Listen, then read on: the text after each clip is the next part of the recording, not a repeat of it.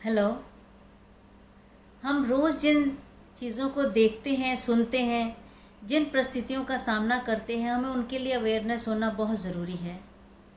इसीलिए मैं एक विषय तक कभी सीमित नहीं रहती। आज भी बहुत इम्पोर्टेंट विषय पर आपसे कुछ अपने विचार रख रही हूँ। मैं डॉक्टर तरुणा सचदेवा आप सबसे गुजारिश करती हूँ, यदि आपको अच्छा लगे तो आप इसे ज़्यादा से ज़्यादा शेयर कीजिए। हो सकता है किसी को मोटिवेशन मिले और किसी का सुधार हो।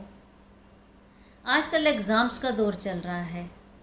एग्ज़ाम्स, पेपर, इम्तिहान, कुछ भी कह लीजिए, एक फोबिया सा क्रिएट हो जाता है स्टूडेंट्स के मन में।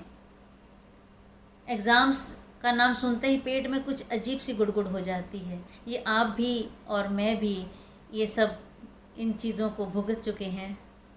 जो बच्चे नालायक हैं, पढ़ने में रुचि नहीं रखते, उनके लिए तो ये एक फ़ोबिया है ही। लेकिन जो बच्चे इंटेलिजेंट हैं, होशियार हैं, इसमें रुचि रखते हैं, उनके लिए शायद आजकल ये ज़्यादा ही स्ट्रेस का विषय बन गया है।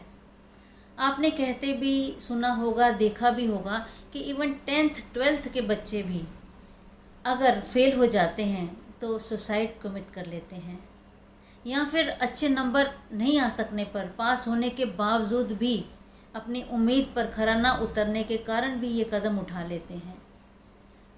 तो ये एक बहुत निंदा का, या फिर कहें एक बहुत ही भयानक विषय है, एक स्थिति हो जाती है उनके अपनों के लिए भी।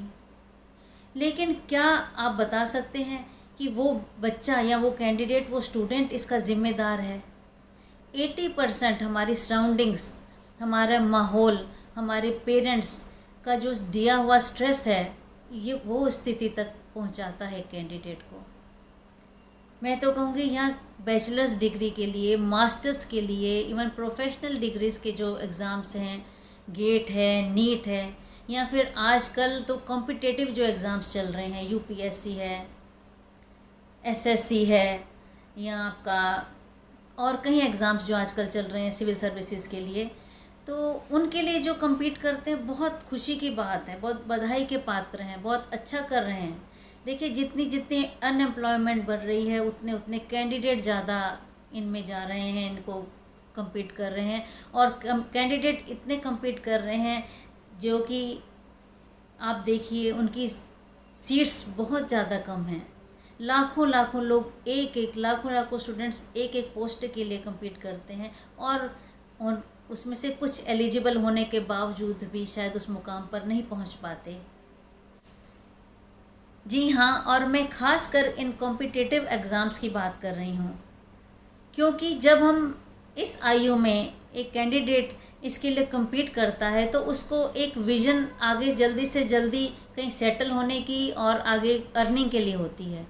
तो और अगर यदि हम जो उस मुकाम तक नहीं पहुंच सकते हैं, कृपा करके वो हताश ना हो। जो इसमें compete कर रहे हैं, भाग ले रहे हैं, इसमें भाग रहे हैं, उन तो वैसे ही बधाई के पात्र हैं। कम से कम उनमें इतना स्टेमिना और इतना सेल्फ कॉन्फिडेंस है कि शायद वो इसको पार कर सकें। और जो इसमें पार कर लेते हैं इसको, वो एक they are the lucky candidate. और जो नहीं कर सकते हैं, कृपा करके वो हताश ना हो, निराश ना हो सकता है भगवान ने उससे भी ज़्यादा उज्जवल भविष्य आपके लिए रखा हो। क्योंकि इतना वाइल्ड फील्ड, जो इतना आपका इतना डिफ़िकल्ट सिलेबस, और अगर आप कुशाग्रता से, बहुत एकाग्रता से, बहुत निष्ठा से आपने तैयारी की है, यकीन मानिए या नहीं तो कोई ना कोई अच्छा एक बहुत मुकाम आपके लिए इंतज़ार कर रहा है। क्योंकि आपकी जो एक कंसंट्रेशन लेवल और एक आपका स्टेमिना जो आपने अपना बढ़ा लिया है, और आपको इतनी नॉलेज हो चुकी है, आप बहुत कुछ और सब कुछ करने के लायक हैं। अगर इसमें आप कामयाब नहीं होते हैं तो अपने आप को कुछ कम मत आंकिए, आप भी बधाई के पात्र हैं। और अपने स्टेमिना को, अपने सेल्फ कॉन्फिडेंस को मेंटली, मॉरली हताश, निराश ना होने दें, क्योंकि जान है तो जहान है।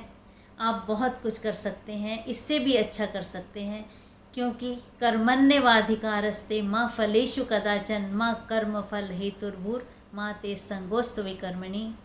और एक आप सबसे गुजारिश है कि श्रीमद् भगवत गीता को अगर आप थोड़ा सा भी रोज़ ध्यान से पढ़ें तो एक काबिल, एक अच्छा और एक लायक इंसान आप अवश्य बन जाएंगे, निश्चित रहें। क्योंकि हमारे सिर पर भी अगर 20 किलो का वज़न या हाथों में 10-10 किलो का वज़न हो, हम भाग तो क्या शायद चल भी नहीं सकेंगे। और आसपास या पेरेंट्स से और सबसे गुजारिश है, किसी को प्रेशराइज ना करें, स्ट्रेस फ्री रखें। क्योंकि आप स्ट्रेस फ्री रहेंगे तो आप बहुत कुछ बहुत अच्छा कर सकेंगे। इसीलिए आपके लिए, आपकी उज्जवल भविष्य की कामना के लिए best wishes from my side. Thank you.